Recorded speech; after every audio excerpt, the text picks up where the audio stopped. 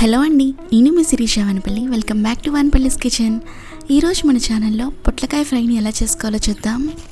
ముందుగా పొట్లకాయని పీల్ చేసేసుకోవాలి. పైన వైట్గా ఉంటుంది కదా, అదంతా పీల్ చేసేసుకొని మధ్యలో కట్ చేసుకొని లోపల ఉన్న సీడ్స్ లాంటివి ఏమన్నా ఉంటే అవన్నీ కూడా తీసేసుకొని చిన్నగా ఇలా చిన్న సైజ్ పీసెస్ కింద కట్ చేసుకోవాలి. ఇలా కట్ చేసుకున్న పీసెస్ అన్నిటిని కూడా ఒక బౌల్లోకి వేసుకొని పావు స్పూన్ దాకా పసుపు, అలాగే కొంచెం ఉప్పు కూడా వేసుకోవాలి. పసుపు ఉప్పు కూడా వేసుకున్న తర్వాత ఇలా హ్యాండ్తో గట్టిగా మెదుపుకోవాలన్నమాట. అంటే ఈ పొట్లకాయ నుంచి లోపల ఉన్న వాటర్ అంతా కూడా బయటకు వచ్చేసేంత వరకు గట్టిగా మెదుపుకోవాలి.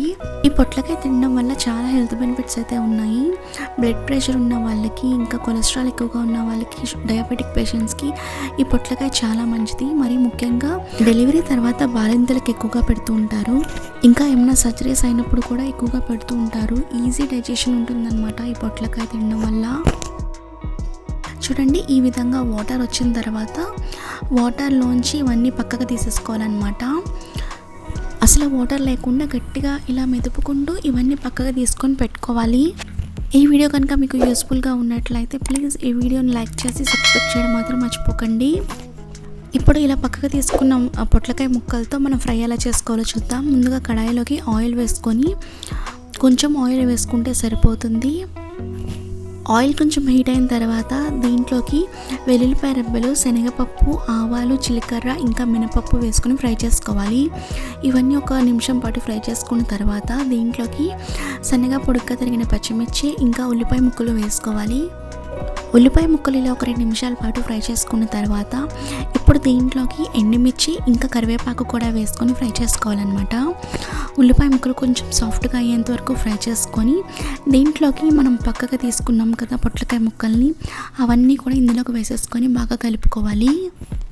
ఇలా కలుపుకుంటూ ఒక 2-3 నిమిషాల పాటు ఫ్రై చేసుకున్న తర్వాత దీనిపైన మూత పెట్టుకొని ఫ్రై చేసుకోవాలి. మూత పెట్టుకుంటే త్వరగా సాఫ్ట్గా అయిపోతాయి అన్నమాట. మరొక 2 నిమిషాల తర్వాత దీనిపైన ఉన్న మూత తీసి ఒకసారి బాగా కలుపుకోవాలి. ఇలా కలుపుకున్న తర్వాత దీంట్లోకి 1 స్పూన్ దాకా ధనియా జీలకర్ర పౌడర్ వేసుకొని మళ్ళీ కలుపుకోవాలి. ముందు పొట్లకాయలో సాల్ట్ వేసాం కాబట్టి మ్యాక్సిమం అవసరం ఉండదు, ఒకసారి చెక్ చేసుకోండి. మీకు సరిపోలేదు అనుకుంటే కనుక కొంచెం సాల్ట్, ఇంకా కారం కూడా వేసుకొని బాగా కలుపుకోవాలి. కారం వేసుకున్న తర్వాత మరొక 3 నిమిషాల పాటు ఇలా కలుపుకుంటూ ఫ్రై చేసుకుంటే పొట్లకాయ ఫ్రై రెడీ అయిపోయినట్టే. మీరు ఈ పొట్లకాయ ఫ్రైని రైస్తో తీసుకున్నా లేకుంటే చపాతీలోకి తీసుకున్నా చాలా బాగుంటుందండి. వీడియో నచ్చినట్లయితే ప్లీజ్ లైక్ చేసి, షేర్ చేసి, సబ్స్క్రైబ్ చేయడం మాత్రం మర్చిపోకండి. Thanks for watching this video. Bye.